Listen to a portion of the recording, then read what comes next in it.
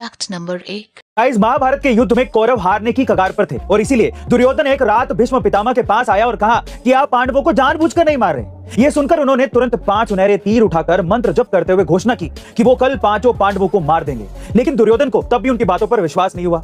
तब भीष्म पितामह ने वो 5 बाण दुर्योधन को ही दे दिए और कहा कि तुम्हें मुझ पर भरोसा नहीं है तो ये 5 बाण तुम रख लो, मुझे सुबह युद्ध से पहले वापस कर देना। अब ये सारी बातें भगवान श्री कृष्ण को पता थी, इसलिए वो उसी रात अर्जुन के पास गए और अर्जुन को याद दिलाया कि एक बार तुमने दुर्योधन की जान बचाई थी और उसने तुम्हें इसके बदले अपनी मनचाही वस्तु मांगने का वचन भी दिया था। तो आज वो वक्त आ गया है, तुम उससे वो 5 बाण मांग लो।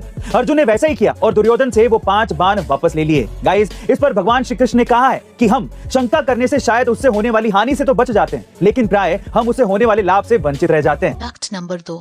आपको पता है कि 5G इंटरनेट किसी विदेशी वैज्ञानिक की देन नहीं है, बल्कि एक भारतीय की देन है। जी हाँ गाइस, फादर ऑफ साइंस कहे जाने वाले हमारे ग्रेटेस्ट साइंटिस्ट जगदीश चंद्र बसु ने ही हमें 5G इंटरनेट टेक्नोलॉजी दी थी।